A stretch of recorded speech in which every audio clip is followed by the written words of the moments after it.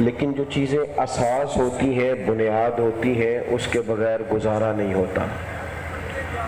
ایک بات چھوٹا بڑا پڑھا لکھا ان پڑھ سب اچھی طرح سمجھ لیں کہ عقیدہ ختم نبوت یہ دین کی بنیاد ہے۔ اللہ تعالیٰ نے قرآن مجید میں فرمایا کہ ما کان محمد ابا احد من رجالکم، فرمایا محمد صلی اللہ تعالیٰ علیہ وسلم مردوں میں سے کسی کے باپ نہیں ہے، ولیکن رسول اللہ و خاتم النبیین، ہاں وہ اللہ کے رسول ہیں اور آخری نبی ہے۔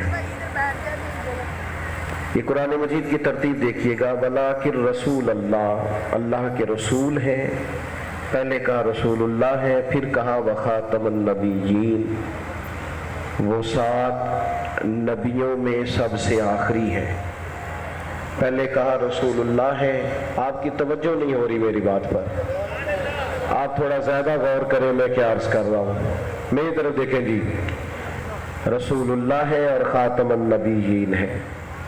پہلے رسول اللہ کہا، پھر خاتم النبیین کہا، اور ساتھ ہی کہا اسی آیت میں کہا، کس طرح کہا؟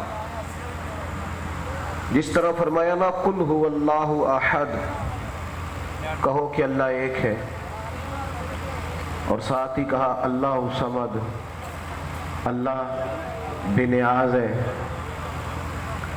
اسی سورہ مبارکہ میں کہا اللہ ایک ہے، اور اسی میں کہا اللہ، ایک بندہ کہتا ہے میں اللہ کو ایک تو مانتا ہوں معاذ اللہ، پر میں بے نیاز نہیں مانتا، تو مسلمان رہے گا؟ جلدی جلدی سے بول رہے ہیں آپ نے۔ وہ کہتا ہے میں احد تو مانتا ہوں، اللہ صمد نہیں مانتا، تو آپ کہیں گے بیوقوف آدمی، جس آیت میں کہا گیا ہے نا کہ وہ احد ہے، اس سے ہی اگلی آیت میں کہا گیا ہے کہ اللہ صمد بھی ہے، بے نیاز بھی ہے۔ تو کیسا بیوقوف ہے کہ قرآن کے آیت کو دیکھتا ہے اور پچھلے حصے کو مانتا ہے، اگلے کا انکار کرتا ہے، یہ کیسے ممکن ہے؟ تو جس طرح اللہ ایک ہے اور بے نیاز ہے، دونوں کو مانے گا تو مومن ہوگا۔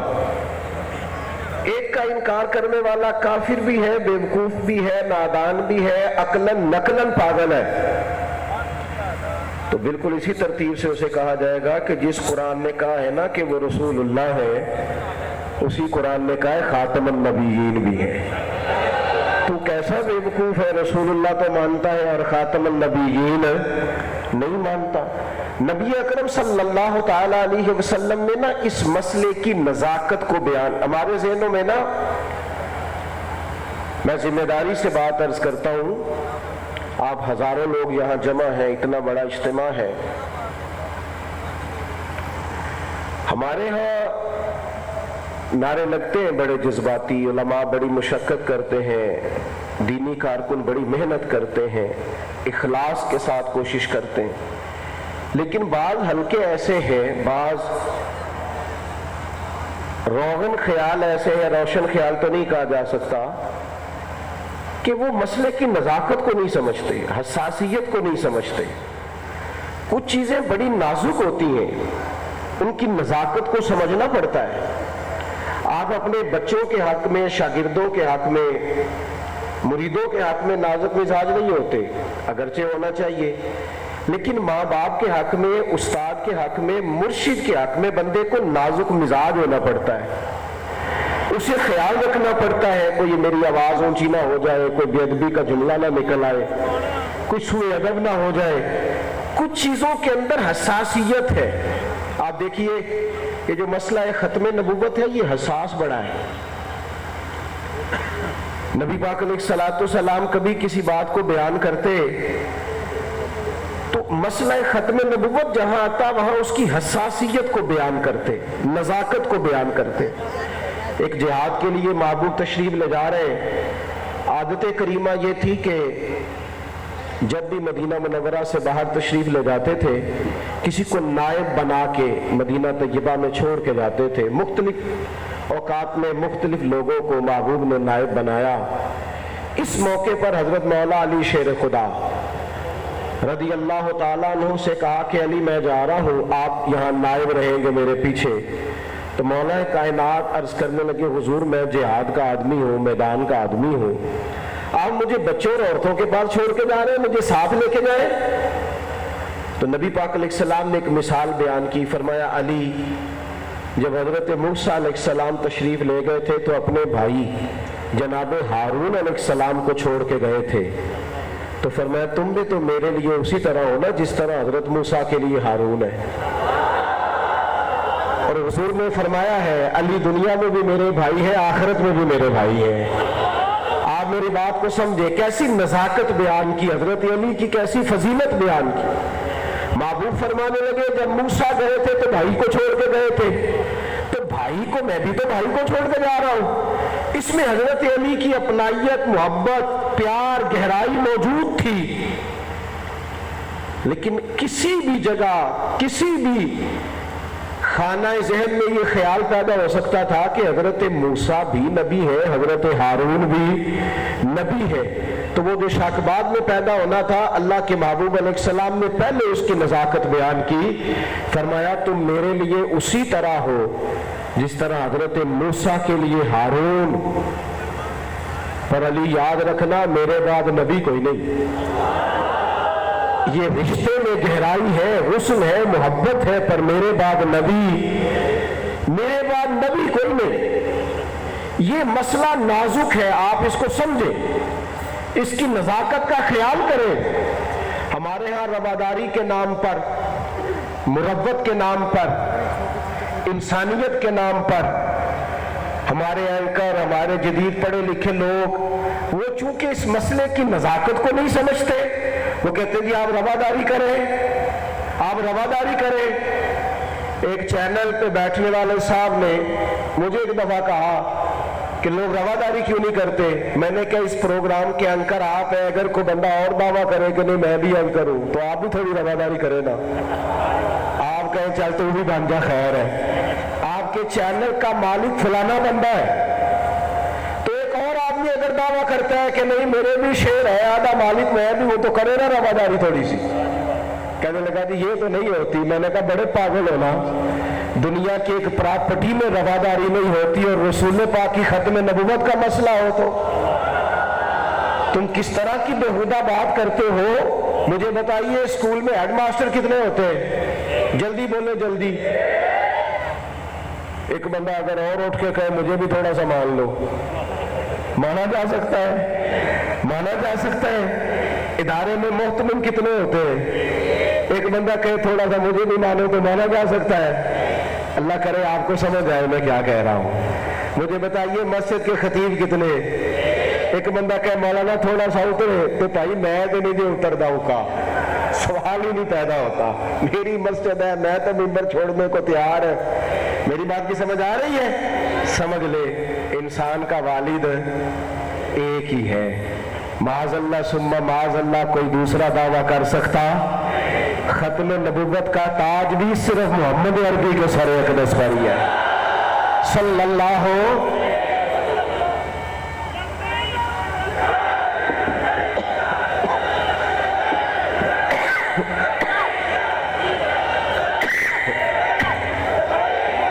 نبی پاک علیہ السلام نے اس مسئلے کی نزاکت کو بیان کیا. حضرت عمر بڑی خوبیوں کے مالک تھے.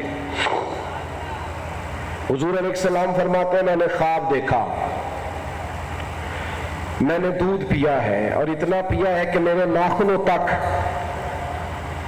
اس دودھ کے اثرات آ گئے, جو باقی بچ گیا تھا میں نے خواب میں یہ عمر کو دے دیا. حضور تعبیر کیا ہے؟ فرمایا تعبیر علم ہے کہ اللہ تعالیٰ نے میرے علم کا فیض عمر کو دیا ہے. حضور فرماتے ہیں میں نے خواب دیکھی, لوگوں نے قمیضیں پہنی ہوئی تھی, کسی کی قمیض ٹخنوں تک تھی, کسی کی گھٹنوں تک تھی. عمر نے قمیض اس طرح کی پہنی تھی کہ پیروں کے نیچے تک تھی.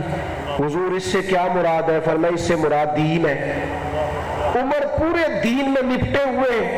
محبوب فرمانے لگے اگر میرے بعد کوئی نبی ہوتا تو خطاب کا بیٹا عمر ہوتا. اگر کوئی ہوتا تو خطاب کا بیٹا عمر ہوتا. عمر ہوتا, پر فرمایا ہو سکتا نہیں کیونکہ میں آخری نبی ہوں. میرے بعد نبی ہو سکتا؟ ہو نہیں سکتا. وہ نزاکت اس مسئلے کی جگہ جگہ حضور نے بیان, جگہ جگہ. اور پھر جو میرے نبی کے اوصاف ہے نا، وہ میں تھوڑا سا خانقاہی آدمی ہوں، صوفیاء کو پڑھتا رہتا ہوں. تو ایک بابا جی بڑے سادے تھے، تو وہ جب بھی مجھے ملتے مجھے کہتے جی اسی تو درویشاں دے منن والے ہیں، اسی سانو کو درویشاں دی گل. وہ کچھ لوگ ہوتے ہیں نا جو کہتے ہیں نہ علماں وچ پسا سانو تو یار دی گل سنا سا، کوئی درویشاں دی گل سناؤ. تو مجھے وہ ایک دن کہنے لگے کہ اے جڑا ختم نبوت دا مسئلہ ہے یہ درویشاں بھی تے سمجھایا ہونا ہے نا. میں کہہ جی سمجھایا ہے. کہنے لگے کس طرح؟ میں نے کہا ایک میں آپ کو بات سناتا ہوں، اگر آپ کی سمجھ میں آ گئی تو شاید آپ کی جو پیاس ہے طریقت کے شعبے میں، ہو سکتا ہے کہ میرے کچھ چند قطرے کام آئے. میں نے کہا وہ ایک دفعہ نا خواجہ معین الدین چشتی رحمت اللہ علیہ خواجہ قطب الدین صاحب کے پاس گئے، اپنے مرید کے پاس دلی میں. تو بابا فرید صاحب رحمت اللہ علیہ بھی اس وقت خواجہ قطب صاحب کے مرید ہو گئے تھے. تو آپ نے نا خواجہ قطب الدین صاحب نے بابا فرید سے کہا کہ فرید پیر صاحب کے سامنے روٹی رکھ، یعنی میرے پیر صاحب خواجہ معین الدین صاحب، اور بابا فرید کے پیر خواجہ قطب ہے، ان کے پیر خواجہ معین ہے. آپ کو سمجھ تو آ رہی ہے نا؟ روٹی پیر صاحب کے سامنے کھانا رکھو. تو بابا فرید صاحب نے وہ ٹرے اٹھایا کھانے والا، کافی لوگ بیٹھے تھے، لا کے نا گھما کے تو جو اپنے پیر صاحب تھے نا خواجہ قطب صاحب، ان کے سامنے رکھ دیا. خواجہ قطب الدین صاحب ناراض ہو گئے، کہنے لگے فرید الدین یہ کوئی طریقہ ہے حضرت کے آگے کھانا رکھ پیر صاحب کے سامنے؟ اوہ حضور میں بھول گیا تھا، معافی چاہتا ہوں. وہ کھانا اٹھایا ٹرے اور پھر سارے مجمع میں گھمایا، کبھی ادھر دیکھیں کبھی ادھر دیکھیں، کبھی آنکھیں بند کریں کبھی آنکھوں کو ملے، سمجھ کوئی نہ آئے. لا کے نا پھر اپنے مرشد خواجہ قطب صاحب کے سامنے رکھا. خواجہ قطب الدین صاحب کہنے لگے پتر سیاڑا بڑھ، کیا تو حرکت کر رہا ہے، اٹھا کھانا پیر صاحب کے سامنے رکھ. بابا فرید صاحب نے پھر اٹھایا جلدی سے، اور جس طرح بندہ دیوانہ ہوتا ہے نا اس طرح گھوم پھر کے لا کے پھر اپنے مرشد کے سامنے رکھا. تو خواجہ قطب الدین صاحب ناراض ہو گئے، کہنے لگے کیا کرتا ہے تو، پاگل ہو گیا، اٹھا کھانا پیر صاحب کے سامنے رکھ. بابا فرید صاحب رو پڑے، کہنے لگے سونیا سمجھ کوئی نہیں آ رہی، میں پریشان، میں حضور ابھی رکھتا ہوں. جب انہوں نے دوبارہ ٹرے اٹھائی نا تو خواجہ معین الدین صاحب نے ہاتھ پکڑ لیا بابا فرید کا اور کہنے لگے قطب الدین تجھے ابھی بھی نہیں سمجھ آ رہی؟ وہ جان بوجھ کے نہیں کر رہا، وہ عشق کی اس معراج پہ چلا گیا کہ تیرے سوا اسے شاید نظر ہی کوئی نہیں آتی. اور میں نے کہا بابا جی ختم نبوت کا مسئلہ یہ ہے کہ ہم غلامان محمد ہیں، ہمیں محمد عربی کے سوا شاید نظر ہی کوئی نہیں آتی. نظر آئے تو تابع نا پانے سونے مل ہزارہ.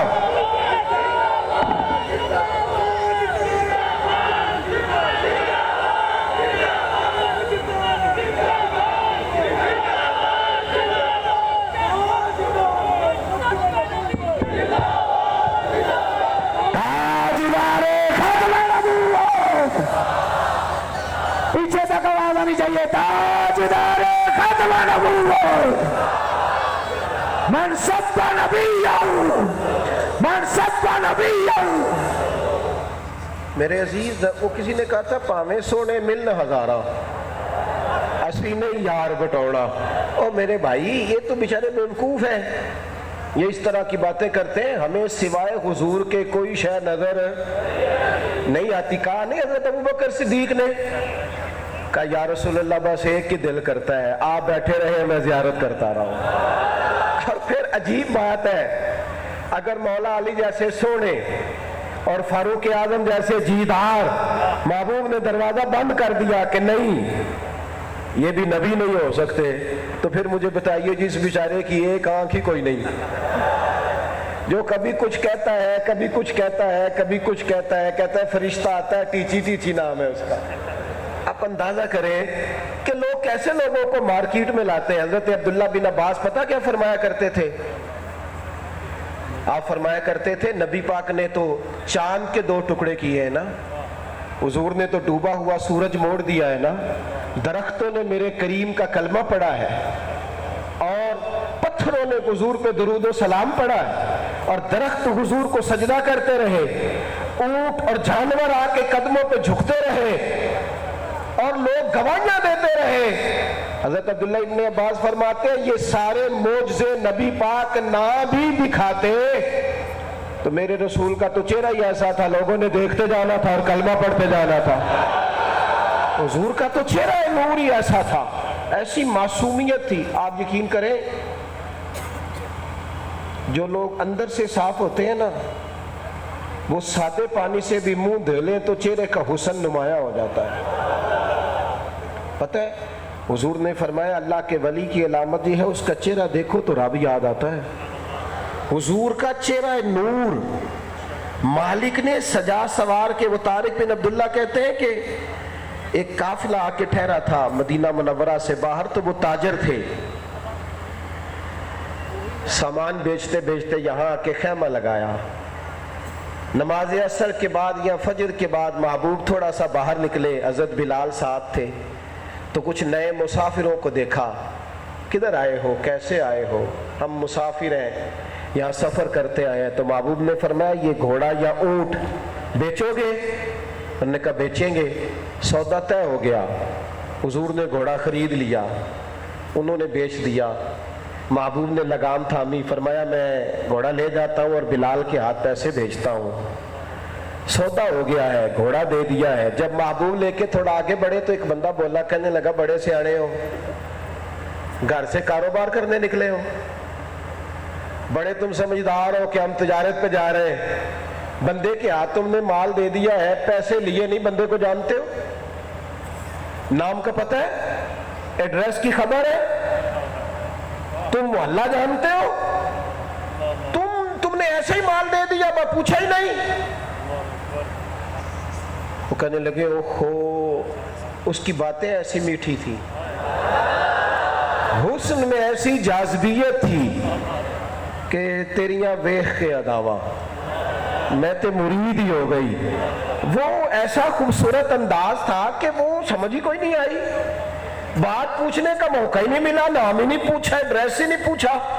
وہ تمہاری بات تو ٹھیک ہے، ہم نے تو مال دے دیا اور پتہ ہی نہیں وہ رہتے کہاں ہیں، جاؤ دوڑ کے جاؤ، وہ ابھی سامنے جا رہے ہیں، جا کے ان سے کہو کہ گھوڑا چھوڑ جائیں، سادی سی بات ہے، اور جب پیسے لے کے آئے تو گھوڑا لے جائیں، یہ تو کوئی ایسا مسئلہ نہیں، روٹین میں لوگ کہتے ہیں پیسے دے جاؤ، جاؤ۔ بندہ دوڑنے لگا تھا کہ قبیلے کے سردار کی بیوی پردے کی اوٹ سے بولی، کہنے لگی خبردار کوئی بندہ نہ پیچھے جائے، پیسے آ گئے تو ٹھیک ہے، نہ آئے تو میں دے دوں گی۔ انہوں نے کہا تم جانتی ہو؟ کہنے لگی نہیں۔ کا نام کا پتہ ہے؟ کہا نہیں۔ کا قبیلہ جانتی ہو؟ کہا نہیں۔ ننیال ددیال کو جانتی ہو؟ کوئی نہیں۔ تو کہنے لگی گارنٹی کیوں دے رہی ہو؟ بوڑھی عورت تھی، سیانی بی بی تھی، اپنے آنسو پوچھ کے درد کے ساتھ کہنے لگی زندگی میں نے بھی ساری گزاری ہے، لوگوں تم نے اس کریم کا چہرہ نہیں دیکھا؟ تم نے ان کی جھکی جھکی نظریں نہیں دیکھی؟ تم نے ان کے لہجے کا حسن نہیں دیکھا؟ تم نے دیکھا نہیں وہ بولتے ہیں تو جملے گنے جا سکتے ہیں؟ تم دیکھتے نہیں کہ وہ جب تک بات کرتے رہے ان کے وجود اور لہجے میں ٹھہراؤ کیسا تھا؟ مجھے بتاؤ جو اتنا حسن لے کے دنیا میں آیا ہو وہ جھوٹا ہو سکتا ہے؟ جو اتنا وقار لے کے آیا ہو وہ کمزور بات کر سکتا ہے؟ پیسے آ گئے تو ٹھیک ہے، نہ آئے تو مجھ سے لے لینا۔ او میرے سنگیوں، میرے رسول کا تو چہرہ دیکھنے والے مان جاتے تھے کہ سچے رسول ہے، وہ تو تسلیم کر جاتے تھے یہ سچے رسول ہیں۔ حضور کو تو اللہ نے وہ روشن نشانیاں دی، وہ علامات دی، وہ حسن دیا، وہ وقار دیا۔ نبی پاک کو اللہ نے آخری نبی بنا کے بھیجا، اور پھر حضور کو ایسی تعلیمات دی کہ وہ تعلیمات کامل ہیں، مکمل ہیں، اکمل ہیں۔ اور خود نبی پاک فرماتے ہیں میری اور انبیاء کی مثال اس طرح ہے جس طرح کسی شخص نے محل بنایا تھا اور سارا محل خوبصورت بنا کے نا ایک اینٹ کی جگہ خالی تھی. جو بندہ بھی آتا تھا وہ آ کے کہتا تھا یار کمال ہوگی، اتنا خوبصورت محل بنایا اور اینٹ کی جگہ یہ ایک کونا خالی ہے، یہ کیوں خالی ہے؟ تو حضور فرماتے ہیں جب اللہ نے مجھے بھیجا نا تو نبوت کی عمارت اب مکمل ہو گئی ہے. اب وہ نبوت کا سونا محل پورا ہو گیا ہے، اب کسی مزید چیز کی گنجائش باقی، اور کامل دین، کامل، مکمل، اکمل. آپ اس دین کے ماننے والے ہیں جو پیدا ہونے سے لے کر، یعنی بچہ پیدا ہوتا ہے تو کرنا کیا ہے؟ اس کے کان میں اذان دینی ہے، اس کے سر کے بال اتارنے ہیں. حضور برابر چاندی رکھ کے خیرات کرتے تھے، اس کا عقیقہ کرنا ہے. وہ جب ہو جائے سمجھدار بولنے والا تو اسے اللہ کا نام سکھانا ہے. پھر جب وہ بچہ 7 سال کا ہو جائے تو نماز کا پیغام دینا ہے. جب وہ 10 سال کا ہو جائے نماز نہ پڑھے تو سختی کر کے پڑھانی ہے. جب وہ بالغ ہو گئے تو اس کا نکاح کرنا ہے. جب وہ ذمہ داریوں کے قابل ہو تو ذمہ داریاں ڈالنی ہے. وہ کون سی ذمہ داری پر آئے گا تو کیا شان ملے گی؟ نبی پاک نے اگر تاجر کو عزت دی تو مزدور کو بھی دی. حضور نے اگر ماں باپ کو عزت دی تو عالم کو بھی دی. اگر نبی پاک نے عالم کی شان بیان کی تو حافظ کی بھی کی. اگر حافظ کی عظمت بیان کی تو نبی پاک نے حاجی کی بھی شان بیان کی. ایک ایک شخص کو حضور نے اس کے مقام پر ڈیوٹی دی. ایک ایک شخص کو کوئی ایک پہلو دین کا میرے نبی نے تشنا نہیں چھوڑا. کوئی ایک بات جس پر کوئی شخص کہے مجھے دین سے رہنمائی چاہیے اور ملتی نہ ہو، یہ ہو نہیں سکتا. وہ شخص دنیا سے چلا گیا تو اب بھی فرمایا یہ میرا ہے، یہ میرا امتی ہے، میرا غلام ہے. فرمایا اسے غسل دیا جائے گا، سفید سونے کپڑے میں کفن دیا جائے گا، جتنا مرضی گناہگار ہے کندھوں پہ اٹھایا جائے گا. میرے کریم کا کلمہ پڑھتا ہے نا، پھر اس کی نماز جنازہ پڑھی جائے گی. پھر اعزاز سے قبر میں رکھا جائے گا. حضور قبر میں کیا ملے گا؟ فرمایا جیسے ہی آنکھیں کھلیں گی سامنے بددعا کا چہرہ نظر آئے گا. یہ اعزاز نصیب ہوگا. حضور نے، آپ تھوڑی دیر توجہ کریں جی، آپ کی مہربانی، بات سنیں جی. اللہ تعالیٰ آپ کو برکت دے. آپ بڑے پیارے لوگ ہیں، اتنا خوبصورت آپ کا بندوبست ہے، اور میری بات اب مکمل ہو گئی ہے. بس میں نے 1-2 بات کر کے بات کو سمیٹنا ہے. پورا دین کامل ہے، مکمل ہے. ہر چیز. بروز قیامت کیا ہوگا، کس اعمال کی، کس عمل کی کیا جزا ہے، کس کی کیا سزا ہے. خود حضرت عمر فرماتے ہیں نبی پاک منبر پہ بیٹھے، حضور نے اتنا بیان کیا کہ زور کا وقت ہو گیا، زور پڑھائی، پھر منبر پہ بیٹھ گئے. پھر نبی پاک نے گفتگو شروع فرمائی، عصر کا وقت ہو گیا، نماز پڑھائی، پھر منبر پہ بیٹھ گئے. فرماتے ہیں کریم رسول نے اتنا علم ہمیں دیا، اتنے سوالوں کے جواب دیے، یہاں تک کہ جنتی جنت میں چلے گئے اور دوزخیوں کے لیے وہ رستہ کھل گیا. فرمایا ہر چیز رسول پاک نے عطا فرمائی، ہر شے. پڑوسیوں سے سالن وہ مانگے جس کے اپنے گھر کوئی شے نہ ہو، ادھر ادھر وہ جائے جس سے اپنے گھر سے کچھ نہ ملے. ہم کسی دوسرے کی بات کیوں سنیں، ہمیں تو سارا کچھ ہمارے رسول نے عطا فرمایا ہے. بس مسلمانوں ایک شکوہ ہے، ایک گلہ ہے، خوگر حمد سے تھوڑا سا گلہ بھی سن لے. مسلمان نے ایک زیادتی کی ہے. مسلمان کا خیال یہ ہے، وہ ختم نبوت کے اتنے بڑے اجتماع میں آنے والوں، مسلمان کا خیال یہ ہے کہ دین صرف جنازہ پڑھانے کا طریقہ بتاتا ہے، شادی کا نہیں بتاتا. ساری شادی کی رسمیں غیروں کے طریقے کے مطابق. صرف مولوی صاحب آئے ہیں تو اب چپ کر جو 2 کلمے نکاح کے پڑھ لیے جائے. شاید مسلمان کہتا ہے کہ دین مسجد چلانے کا طریقہ بتاتا ہے، پارلیمنٹ چلانے کا نہیں بتاتا. درویش ہی تھے حضرت عمر، درویش تھے جناب ابو بکر صدیق، سادے تھے عثمان غنی، مولا علی. انہی سے فقیری درویشی چلی ہے نا. تو انہوں نے تو حکومت کی ہے، انہوں نے تو ریاست کو سنبھالا ہے، یہی لوگ تھے جو معیار وقت پر پورے اترتے تھے۔ میں نے اور آپ نے زیادتی یہ کی ہے، ہم سمجھتے ہیں کہ دین مسجد میں چلے گا، عدالت میں نہیں چلے گا، یہ کمزوری ہے۔ ہمیں مکمل دین دیا گیا ہے، ہم ختم نبوت کے ماننے والے۔ آپ کبھی کہتے ہیں فلانا نظام آئے گا تو ہمارا نظام چلے گا، فلانا نظام، آپ نے آزما کے دیکھ نہیں لیے؟ ڈکٹیٹرشپ بھی یہاں بڑا وقت گزار گئی اور جمہوریت جو کچھ کر رہی ہے۔ خود اقبال کہتے ہیں جمہوریت وہ طرز حکومت ہے کہ جس میں بندوں کو گنا کرتے ہیں تولا نہیں کرتے۔ اسلام شورائی نظام کا قائل ہے، جس میں سیانے بندے بیٹھیں گے، وہ ووٹ کاسٹ کریں گے۔ یہاں تو بیچارہ جو آدمی بالکل بیٹھا ہوتا ہے نا، ویل چیئر پہ اٹھا نہیں جاتا، اسے کیا پتا کس پارٹی کو ووٹ دینا ہے کس کو نہیں دینا، اس کا بھی جا کے اٹھا لگوا لیتے ہیں۔ صحیح کہہ رہا ہوں میں آپ سے یہ عرض کرتا ہوں کہ جب تک نفاذ دین عملاً نہیں ہوتا اتنی دیر تک اس قوم کے دکھوں کا مداوع ہو سکتا۔ سب نظام ہم نے آزما کے دیکھ لیے، سب کر کے دیکھ لیا۔ میرے عزیز، ایک تو دین کو عملاً زندگی میں، اور پھر میں آپ سے عرض کروں نبی پاک سے کھل کے پیار کرو، کھل کے۔ ہماری محبتیں بٹ گئی ہیں، کچھ دولت سے پیار ہو گیا ہے، کچھ شہرت سے پیار ہو گیا ہے، کچھ اقتدار سے پیار ہو گیا ہے، کچھ ہمیں فوٹو بازی سے پیار ہو گیا، کچھ ہمیں میں اچھا لگوں اس سے پیار ہو گیا۔ وہ نا محبتیں بٹ گئی۔ اس سارے پیار نے پھر ہمیں ڈپریشن میں ڈالا ہے، ٹینشن کے مریض بڑھ رہے ہیں، لڑتے سسکتے پریشان ہوتے لوگ۔ اگر پیار کرو گے نا رسول پاک سے تو یہ ایسا خوبصورت نشہ ہے جو زندگی سکون والی بنا دے گا۔ ہر وقت حضور کی بات کرنا۔ مجھے نا میرے ایک کلاس فیلو نے کہا، میرے ساتھ کالج میں پڑھتے رہے، کہنے لگے کہ یار میں نوکری سے تھک گیا ہوں، ٹینشن بڑی ہے، چل میرے ساتھ 2-4 دن سیر کرنے چلیں۔ میں نے اسے کہا تو اکتایا اپنی نوکری سے، لیکن جو نوکری میرے ذمہ ہے میں کبھی اکتایا ہی نہیں۔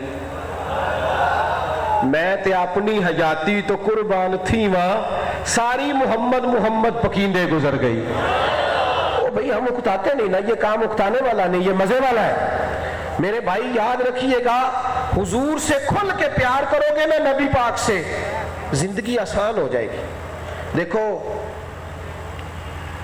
دولت کے لیے روتے ہو، کاروبار کے لیے تڑپتے ہو، فلانا دوست بے وفائی کر گیا تڑپتے ہو، کاش کبھی رات کو باپ بستر میں رو پڑے، بچے دوڑ کے آئے اور آ کے کہیں اماں کیا ہو گیا ابا جی کو، اتنے درد سے تو کبھی روتے دیکھ، اماں کیا ہوا؟ تو ماں کہ پتر تمہارے باپ کو نہ نبی پاک کا مدینہ یاد آتا ہے۔ یہ جو بات پیدا کرے گی نا بچوں کے دلوں میں محبت۔ حضرت خالد بن میدان ایک صحابی تھے، ان کی بیٹی کہتی ہے میرے والد جب بوڑھے ہو گئے نا، ضعیف ہو گئے، گھر سے باہر نہ جا سکتے تھے، تو کہا کرتے تھے حضور کا کوئی صحابی مل جائے تو بلا کے لاؤ نا تھوڑی دیر۔ کیا کہنا ہے؟ کہتے تھے وہ میرے پاس بیٹھے اور چند گھڑیاں مجھے میرے نبی کی بات سنائے، کوئی نعت خواہ آئے مجھے میرے نبی کی نعت سنا جائے۔ حضرت مفتی اعظم پاکستان سید ابو البرکات شاہ صاحب خلیفہ اعلیٰ حضرت جب ضعیف ہو گئے تھے نا، پڑھا نہیں جاتا تھا، تو شاگردوں سے کہتے تھے شیخ محقق کی مدارج النبوت اٹھا کے لاؤ کتاب، اور اس میں جو حضور کے فضائل کا باب ہے مجھے پڑھ پڑھ کے سناؤ۔ میں نا اپنے نبی کے تذکروں میں جینا چاہتا ہوں، حضور کی محبت میں رہ، کوئی مجھے حضور کے چہرے کی بات سنائے، کوئی مقدس دست اقدس کی بات سنائے، کوئی حضور کی زبان نور کی بات۔ اپنے دلوں میں خاص پیار پیدا کرو، خاص، اور جب خاص پیار پیدا ہو جائے گا پھر ناموس رسالت، عقیدہ ختم نبوت، تحفظ دین، اس کے جذبات خود بخود پیدا ہو جائیں گے، خود بخود۔ چھوٹے چھوٹے تھے نا ہم، پنجاب کے رہنے والے ہیں ہم، چھوٹے بچے کھیلتے تھے، تو کوئی بچہ کسی وقت ناراضگی ہو جاتی تھی تو وہ برا بھلا کہتا تھا، تو کہتا تھا بدتمیز ہے، نالائق ہے، پاگل ہے، تو برداشت کرتے تھے. لیکن اگر وہ کوئی ایسی بات کرتا تھا نا جو گھر تک جاتی تھی تو ماں سے پیار ہوتا تھا نا، باپ سے پیار ہوتا تھا. تو میں آپ کو دیہات کی وہ مثال دیتا ہوں جو ہم نے اپنی آنکھوں سے دیکھی. وہ کوئی بات کرتا تھا تو فوراً کہتے تھے خبردار ہو گھر تک نہ جائیے. کہتے تھے کہ نہیں کہتے تھے؟ چھوٹا بچہ دروازے پہ کھڑا ہے، چھوٹا، اس کی کوئی لڑائی نہیں پڑوسیوں کے ساتھ. اسے کہا اے ذرا نال دیاں نو بلائی، کہنا نہیں اسی انہاں لڑے ہیں. وہ لڑے کہ ابا جی کی ناراضگی ہے، اماں جی کی ناراض. چھوٹے بچے پیار کرتے ہیں نا ماں سے. تو باپ کبھی ان کی ماں کو گھورے نا گھر میں، کبھی کوئی ایسی بات ہو جائے تو بچے کہتے ہیں خبردار میری اماں کے ساتھ کوئی بات نہ. اللہ اسے پتہ کوئی نہیں کہ اس کی غلطی پہ ڈکا، خبردار اماں کو بات. یہ پیار ہے نا. حضرت صدیق اکبر رضی اللہ تعالیٰ عنہ کے والد نے آ کے نبی پاک سے کہا تھا آج ابو بکر نے مجھے تھپڑ مارا ہے. حضور نے فرمایا بلاؤ ابو بکر صدیق کو. حضرت صدیق حاضر ہوئے. کریم محبوب نے فرمایا ابو بکر تو حلیم آدمی ہے، ٹھنڈی طبیعت کا ہے، لوگوں کو یقین ہی نہیں آ رہا، تو عام کسی کو نہیں مارتا اور پھر باپ کو تھپڑ. لوگوں کو سمجھ ہی نہیں آ رہی، تو نے باپ کو کیسے مارا؟ حضرت صدیق ہاتھ باندھے نظر جھکائیے. حضور نے فرمایا ابو بکر بتا نا ابا کو مارا ہے؟ تو جناب صدیق اکبر نے چہرہ مبارک اٹھایا، آنکھوں میں آنسو تھے، رو کے عرض کرنے لگے یا رسول اللہ باپ میرے ٹکڑے ٹکڑے کر دیتا میں سی نہ کرتا، پر آج اس نے آپ کے بارے میں بات کی ہے. تن تندور تے ہڈیاں بالن اسی ہاواں نال تپایا، کپ کپ مکیاں پیڑے کیتے، اتو عشق پلیتھل لایا، تن دا سالن من دی ہانڈی لون صبر دا پایا. غلام فریدا میں ساری تیری، تینوں اجے یقین نہیں آیا؟ غلام فریدا میں ساری تیری، میں ساری تیری. نبی کریم سے عرض کی حضور آپ کے بارے میں بات کی ہے. ابا سے کہیں شکر کرے میرے ہاتھ میں تلوار کوئی نہیں تھی، ورنہ میں باپ کاٹ دیتا. سونیا کروں کیا، تیرے سوا نظر ہی کوئی نہیں آتا. محبوب کوئی شاید دکھے تو کہیں. ایک طلحہ بن برا نام کے حضور کے غلام تھے. صحابہ کہتے اکثر حضور ان پر نظر شفقت کرتے تھے، ہم بھی اس کے نصیب پر بڑا رشک کرتے تھے. لوگ کہتے تھے بڑا حضور پیار کرتے ہیں. ایک دن حضور نے چاہا لوگوں کے سامنے اس کا پیار میں ثابت کروں، تو محبوب فرمانے لگے طلحہ مجھ سے کتنا کو پیار کرتے ہو؟ یا رسول اللہ بڑا. حضور نے فرمایا پکی بات ہے. یا رسول اللہ پکی ہے. فرمایا جاؤ پھر اپنے باپ کی گردن کاٹ کے لاؤ، جاؤ. اے عشق تیرے صدقے جلنے سے چھٹے سستے، جو آگ بجھا دے گی وہ آگ لگائی ہے. جاؤ اپنے باپ کی گردن. وہ نوجوان سے ابھی دوڑے، ابھی جوان تھے بالکل، عشق لگا سی کھیڈا کھیڈ دی نوں تے مینوں کھیڈا بھول گئیاں. میں تے کجل پایا سی یار دے ویکھنے نوں، پھر وہ دی یاد وچ روندیاں ہی ڈول گئیاں. حیدر شاہ اس گلی کدے نہ رول دی، پر ہن تے رول دی میں رول گئیاں. جا گردن کاٹ کے لا. وہ دوڑے. ایک صحابی کے پاس تلوار تھی، وہ تلوار چھینی اور دوڑے. اور جب وہ دوڑے جا رہے تھے نا تو نبی پاک نے فرمایا جاؤ پکڑ کے لاؤ. تمہیں سمجھ تو آ گئی ہوگی کتنا پیار کرتا ہے. انہیں پکڑ کے لایا گیا تو نبی پاک فرمانے لگے بس ثابت ہی کرنا تھا، میں کو رشتے توڑنے نہیں آیا، میں تو رشتوں کو جوڑنے کے لیے آیا ہوں. حضور سے پیار کرو. چوتھی بات، ملت کے جوانوں تم نبی پاک کے غلام ہو. پگڑی میں نے باندھی ہے، صوفہ پہ میں ہی بیٹھا ہوں، داڑھی میں نے رکھی ہے، پیر صاحب لوگ مجھے ہی کہتے ہیں، آنے پہ نعرے میرے ہی لگے ہیں. पर मैं जानता हूँ जिस नौजवान के चेहरे पे दाढ़ी नहीं, मैंने उन लोगों को भी हुजूर की याद में रोते देखा है। मैंने देखा है, मैंने हुजूर के नाम के नारे लगाते उन जवानों को देखा है जो मस्जिद कभी कभी आते हैं। मैंने देखा है, मैंने मदीना मुनव्वरा में एक बूढ़ी अम्मा को देखा, बड़ी ज़ईफ़ है और कपड़े बताते थे कि गरीब भी बड़ी है।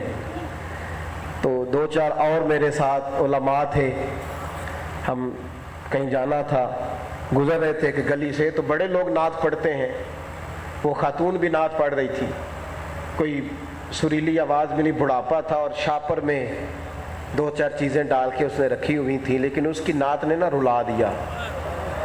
तो मैं फिर उस वक़्त सोचने लगा कि नात का ताल्लुक़ तलफ़्फ़ुज़ से नहीं, सुरीली आवाज़ से नहीं, इश्क से। वो बीबी सादी फटे पुराने कपड़े मदीने की गली में बैठी है और वो रो रही है और हिचकियाँ लेके रो रही। पता क्या कहती है, पता नहीं शेर भी किसका है, उसका अपना है या किसका है, पंजाबी का और बड़ा सादा।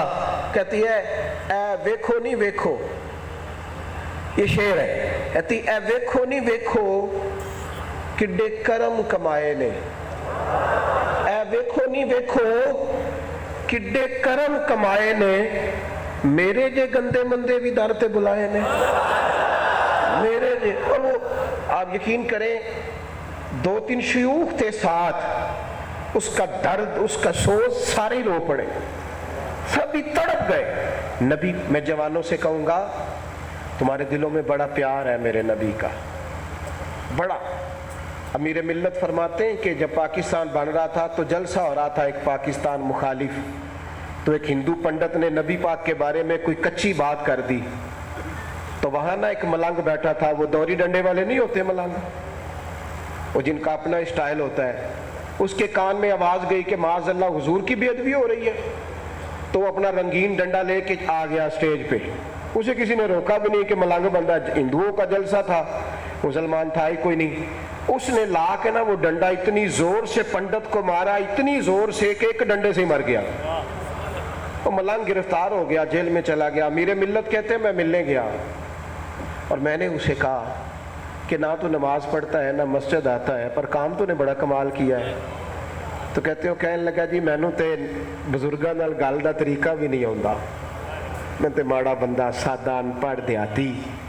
लेकिन कहने लगा हुजूर मैं मस्जिद नहीं आता, मेरी गलती है, दाढ़ी नहीं रखी मेरी गलती है, पर सोनिया मैं गुनाहगार हूँ, अपने नबी का गद्दार तो नहीं हूँ ना। गद्दार में फर्क होता है। नारे रिसालत, नारे हैदरी, ताजदारे खत्म नबुव्वत। हमारे दिलों से हुजूर की मोहब्बत खींची नहीं जा सकती, खींची नहीं जा। हमारी अनपढ़ माएँ, उनको किसी मुफ्ती ने नहीं बताया, लेकिन अजान शुरू होती है तो दुपट्टे ढूंढती फिरती हैं, कहती लाओ ना। किसी मुफ्ती ने नहीं कहा कि अगर अजान हो रही हो तो औरत का सर नंगा नहीं होना चाहिए, लेकिन उन्होंने गुट्टी दी है, सबक पढ़ाया है। हमारी माएँ वुज़ू करके मिलाद का लंगर पकाने वाली, हमें सबक दिए गए। दोस्तों बस आपसे एक अपील करनी है, हमारे दिलों में नबी पाक बसते हैं, हमारी आंखें हुजूर का रोज़ा देखती हैं और चेहरा देखना चाहती हैं, फिर इससे गंद देखना छोड़ दो। अपने मोबाइल से वो सारा गंद डिलीट कर दो जो राह में रुकावट बनता है, जो हमारी आंखों को मैला करता है। वो सारे काम छोड़ दो जिससे नबी पाक नाराज़ होते हैं। उन सारी चीज़ों से बाहर आ जाओ जिनसे हुजूर ने मना किया। अपनी ज़िंदगी में ओढ़ना बिछोना, अगर दाढ़ी रखोगे ना चेहरे पे, बगैर दाढ़ी के तुम बन संवर के निकलोगे तो लोग कहेंगे प्यारा लग रहा है, खूबसूरत लग रहा है, और जब दाढ़ी के साथ तुम्हारी कोई तारीफ़ करेगा ना तो तारीफ़ ही पाकीज़ा हो जाएगी। लोग कहेंगे कितना नूरानी चेहरा है, कितना नूरानी चेहरा है। अपने शब रोज़। और एक अपील मैंने माओ बहनों से करनी है, खुदारा मेरे दीन ने तुम्हें बड़ा कीमती बनाया है। माओ बहनें बेटियां जो दुख तराने इस्लाम हैं, ख़वातीन इस्लाम, तुम बड़ी देखो ना, जो कीमती चीज़ होती है वो गली में नहीं होती। 20 लाख रुपया घर पड़ा हो तो गली में होता है कि अंदर दराज में होता है? कीमती है तो अंदर है ना। जेवर कीमती होता है तो गली गली फिरता है या अंदर होता है? वो कीमती चीज हमेशा छुपा के रखी जाती है, छुपा के। इस्लाम तुम्हें पर्दा इसलिए कराता है कि तुम्हें कीमती समझता है, तुम्हें कीमती समझता है। तुम दीन इस्लाम की बेटियां हो, रसूलुल्लाह सल्लल्लाहु अलैहि वसल्लम के दीन की बेटियां हो। तुम सैयदा आयशा सिद्दीका की कनीज़ें हो, सैयदा फातिमा की कनीज़ें हो। दीन तुम्हें कीमती जानता है, कीमती। इसलिए कहा है कि माँ के पैरों तले जन्नत है। इसलिए कहा है जो बहनों और बेटियों की परवरिश करके आएगा, नबी पाक फरमाते हैं जिस तरह मेरी 2 उंगलियां जुड़ी हैं मेरे साथ जोड़ के जन्नत में जाएगा। तुम्हें इस्लाम कीमती समझता है। मेरी बहनों, मेरी बेटियों, माओ, खुदारा अपने पर्दे का ख्याल करो, अपने पर्दे का। उलमा बैठे थे, पर्दे पर गुफ्तगू हो रही थी तो एक बाबा जी आ गए। उन्होंने अपने लहजे में सादी बात की। वो कहने लगे टॉफी होती है ना खाने वाली, उससे रैपर उतर जाए तो गंदी मक्खियां बैठने लगती हैं। इसका मतलब है औरत के चेहरे से भी पर्दा उतरता है तो गंदी नजरें पड़ने लगती हैं। वो महफूज तब तक रहती है जब तक उस पर टॉफी पर रैपर मौजूद। खुदारा अपने पर्दे। आखिरी बात इतने बड़े मजमे से मैंने अर्ज करनी है। रमज़ान शरीफ करीब आ गया है। मुल्क में गुर्बत बड़े उरूज पे है। जिस आदमी के अपनी जेब में पैसे होते हैं उसकी फिर दोस्ती भी पैसे वाले लोगों से हो जाती है। उसे फिर लगता है गरीब है ही कोई नहीं। मेरे पास दर्जनों बीसियों लोग आते हैं, दुआ का कहने के लिए अपनी मजबूरी बताते हैं तो बातें सुनी नहीं जाती। अपनी अपनी गली में ख्याल करें, अपने अपने मोहल्ले में ख्याल करें।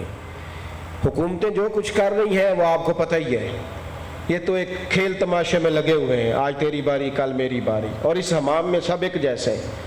क्यों ना खुद एक दूसरे के आंसू पूछने शुरू करें। अपने बहन भाइयों में देखो, गली मोहल्ले में देखो, गुरबा का खास ख्याल करो। नबी पाक की उम्मत से प्यार करोगे तो हुजूर बड़े राजी हो जाएंगे। इनसे खास मोहब्बत करो, खास गुंजाइश बनाओ।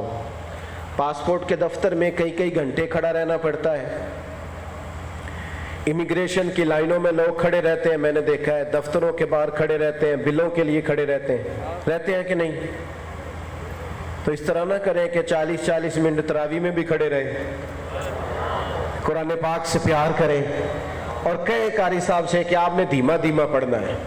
ये वो कुरान है जो अल्लाह ने नाजिल किया पर उम्मत को हुजूर की जुबान नूर से मिला है। कुरान मजीद को सुनना है, ज़ौक़ पैदा करना है और ख़त्म नबूवत का मसला अपनी हर आने वाली नस्ल को सिखाना है, पढ़ाना है। गोद में बिठा के बच्चों को सबक देना है कि पुत्र हुजूर आखिरी नबी है, नबी पाक के बाद कोई नबी नहीं आएगा। जो मारूज़ात कर सका हूँ अल्लाह की बारगाह में दुआ करता हूँ अल्लाह कबूल फरमा ले, और जो इतना अहम और बड़ा बंदोबस्त किया गया अल्लाह दोस्तों को बेहतरीन सिला अदा करे। वमा अलैना इल्लल बलाग।